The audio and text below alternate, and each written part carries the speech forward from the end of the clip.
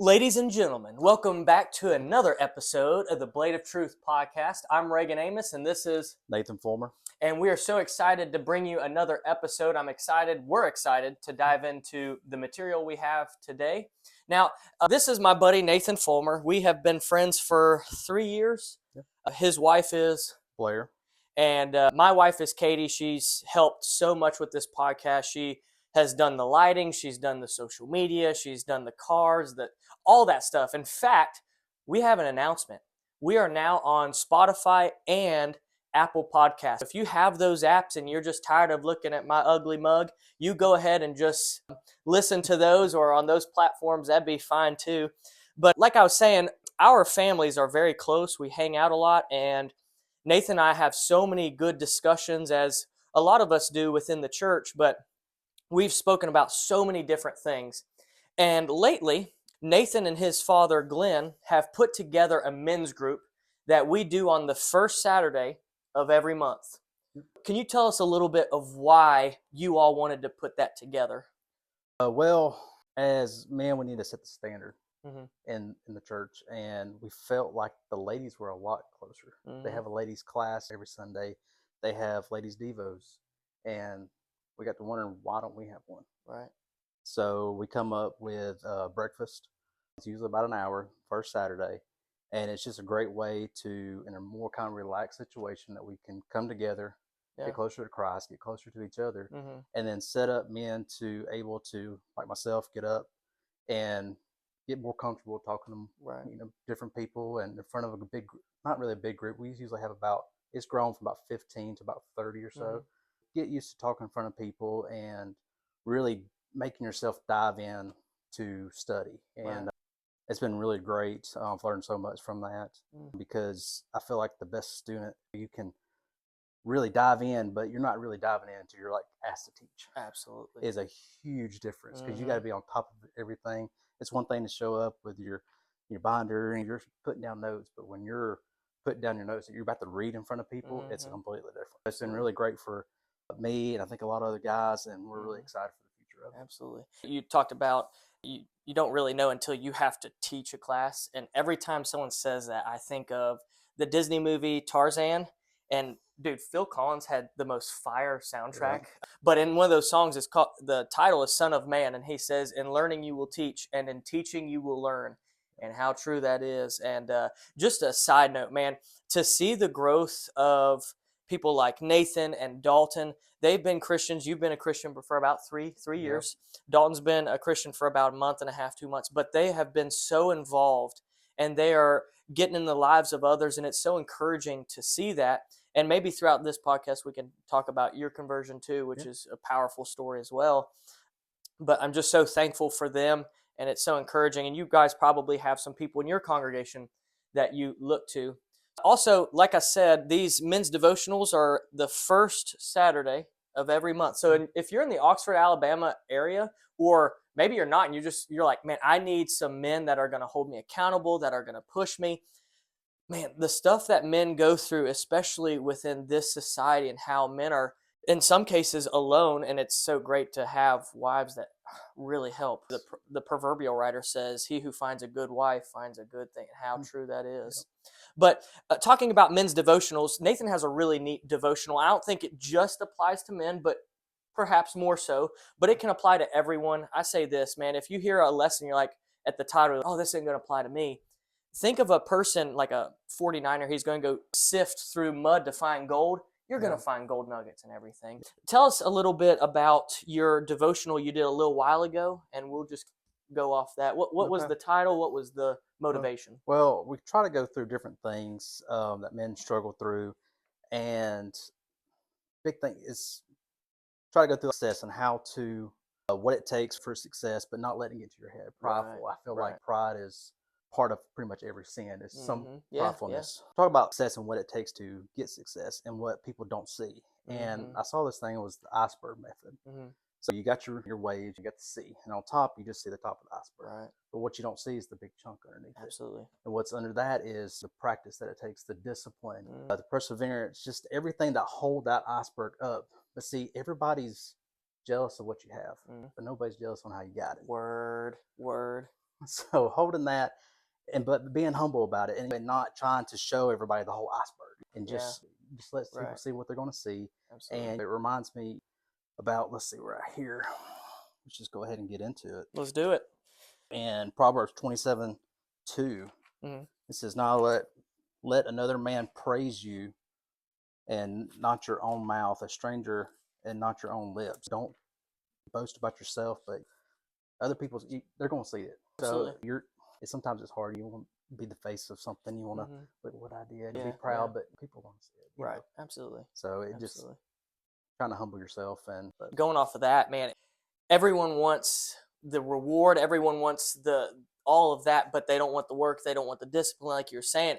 And truth be told, and this is football too, oh, man, and baseball. By the way, Nathan wrestled in high school. He was an absolute unit, and I would still argue to say he's still an absolute unit. Hey, let other men praise you. You know what I'm saying? There you go. But we also, he's on the softball team with our congregation, so that's pretty neat too. He's a legend. But talking about all that hard work, I'm just going to go from a softball, not softball, football example. yeah, You can go off the baseball.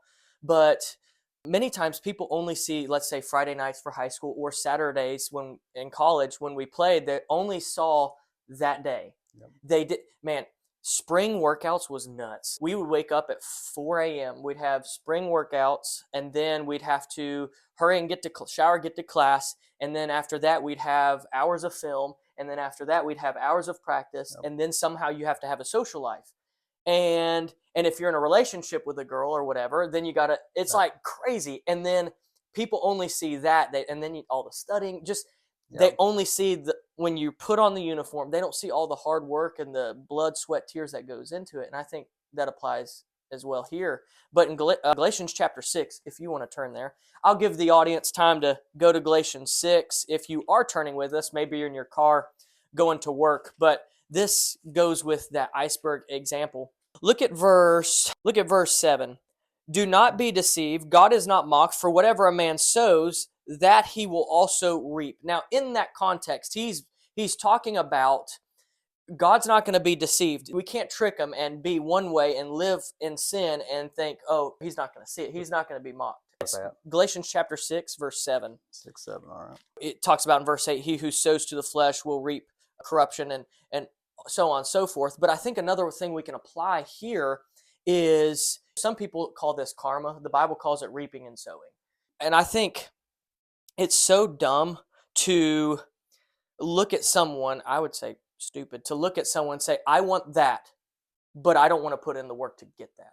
It's crazy. And well, they shouldn't have it, even though they put in the work, but me not putting in the work, I should have it. That is absolutely wild to me. But in this verse, it's talking about spiritually, but I think physically also just in life, what you sow, you're going to reap. Yep. If you reap or sow bad habits, guess what you're going to reap?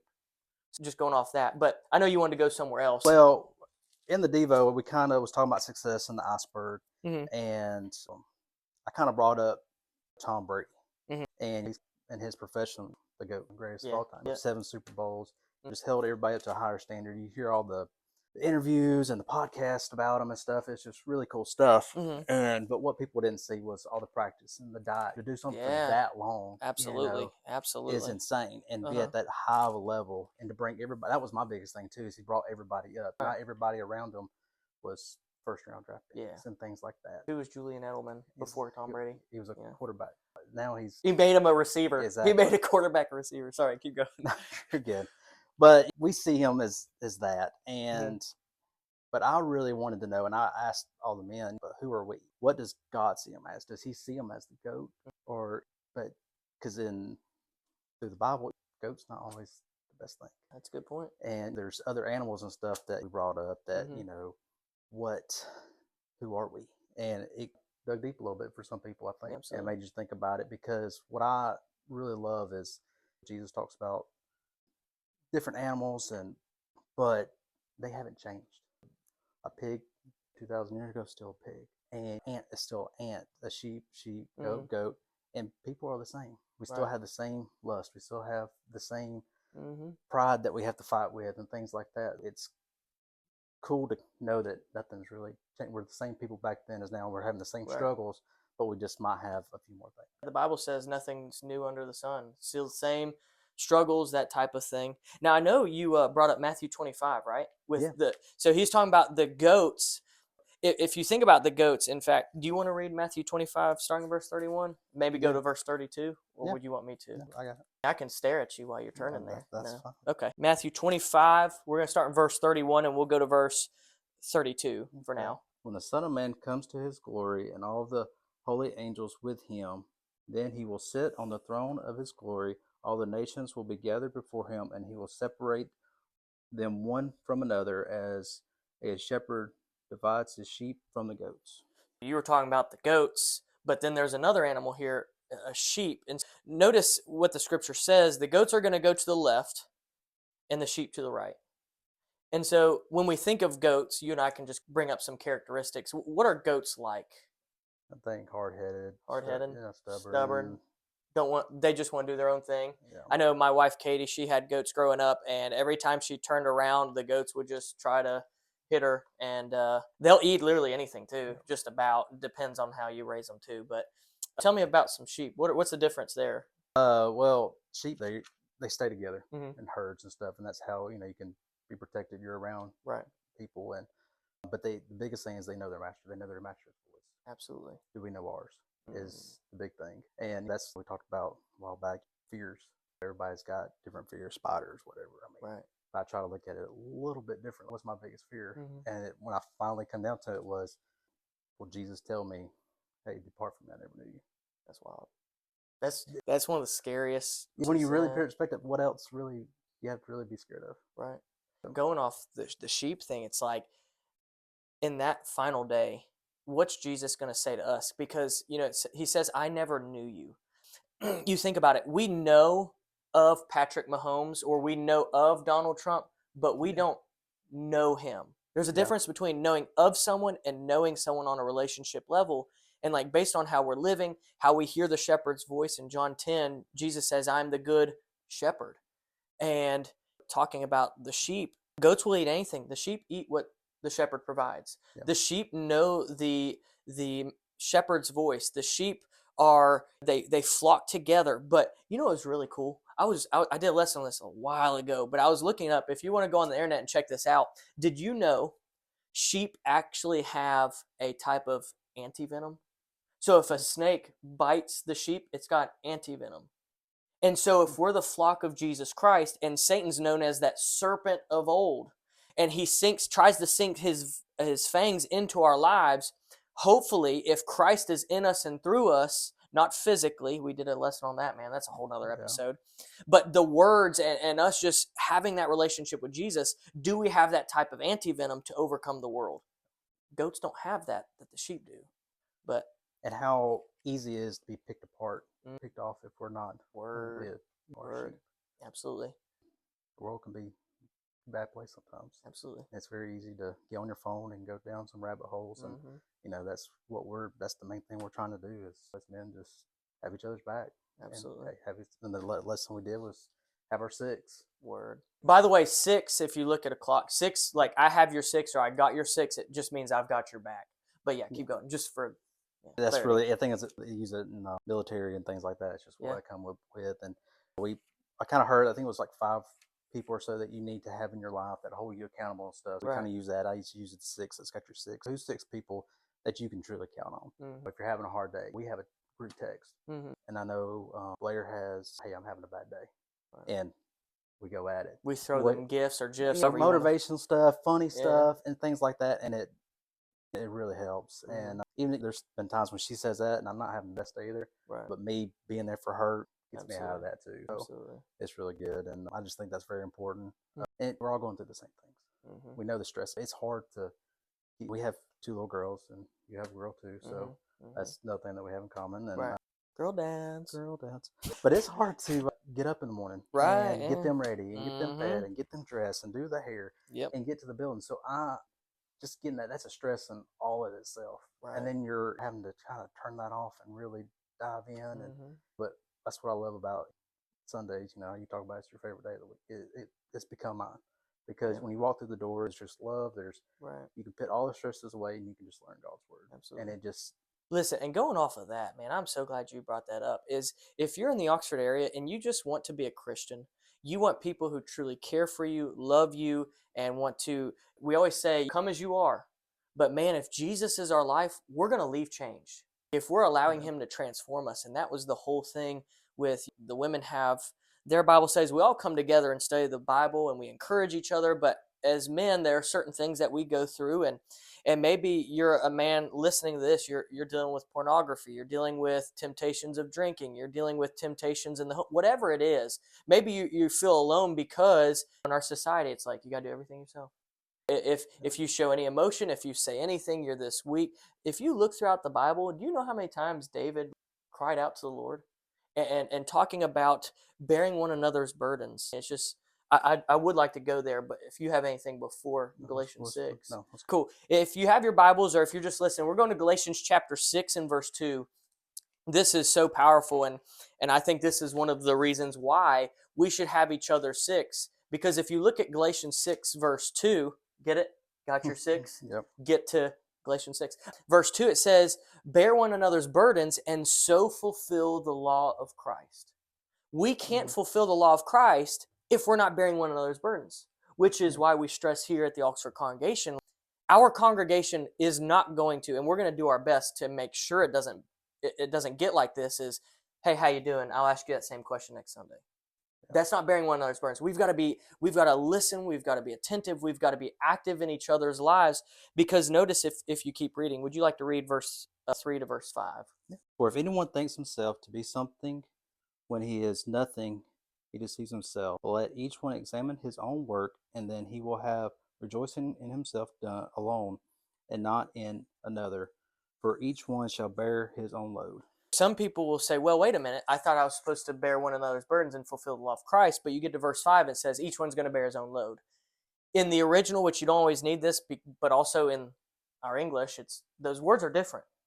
Burden is like this crushing weight. It's things that you cannot bear yourself. Load is just responsibility. We all have a responsibility. But there comes a time where the things of this life, there's sin, and it's this crushing weight that we are to bear that up.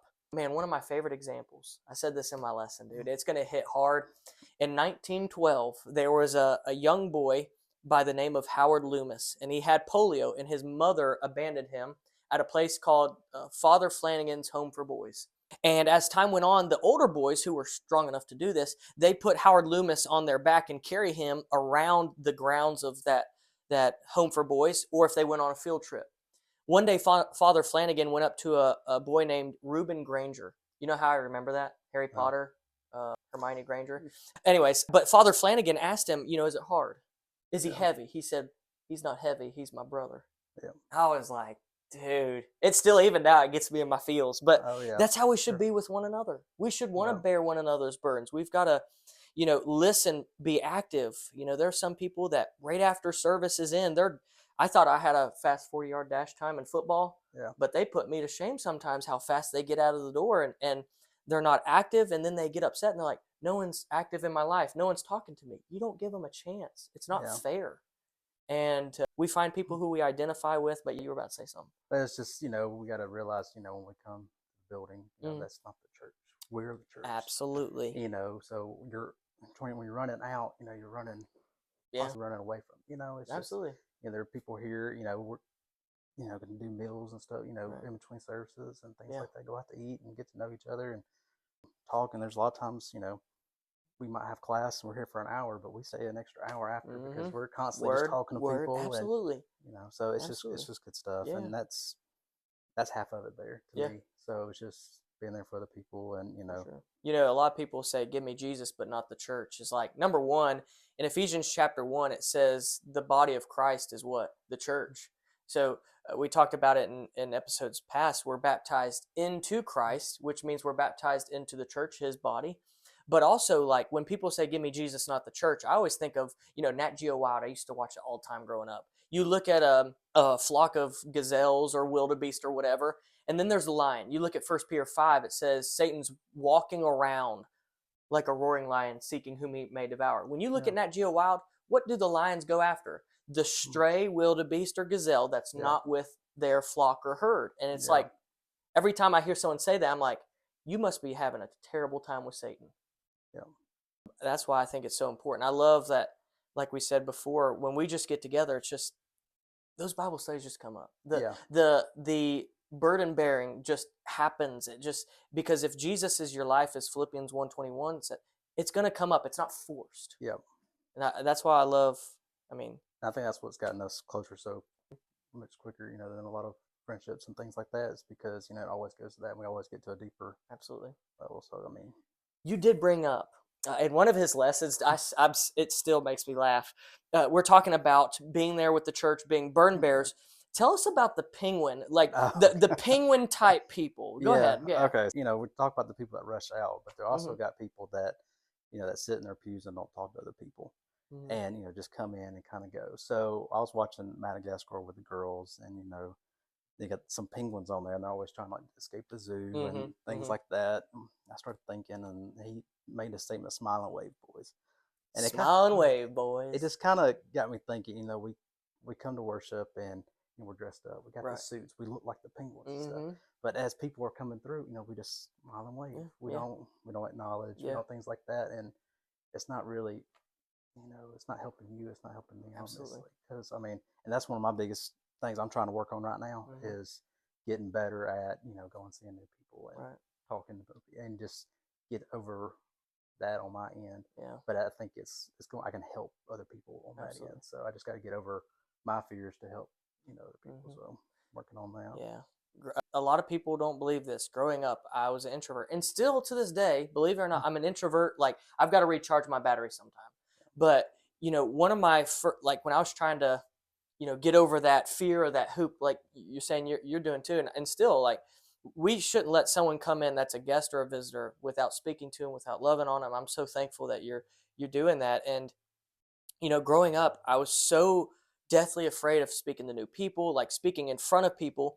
But what better way to start getting over that fear than doing it with people in the congregation? There are people that love you, even if you stutter. I stutter. I still mess up. You'll hear in the podcast there are times where I trip over my tongue or whatever. But what better time to do it in front of people that still love you regardless if you stutter or whatever it might be. So I think that's a great thing. Yeah, it's kind of another point too. Talking about talking to other people and things, and another reason for the men's devos and stuff is you made the comment one day on the older men not knowing the younger men and how much we can learn from each other. And I brought this up. I was in class one time and we went through each guy and was saying, what's your name, where are you from, and how many years you've been in the business. And everybody went through it, and he just had a calculator and he just went up, started calculating up. Well, in that room, about 30 guys, we had around about 300 years of experience. That's wild. So that experience, if it's not being used and taught and stuff, can be lost. Yeah. And it's just, it's just a great way we got to talk and, get to know each other. And, you might help somebody that you don't even know. Yeah. Or the things in your past that you forgot about, or the things you've overcome, that nobody knows, but you can help somebody. Yeah. That's going through those things. Absolutely. So.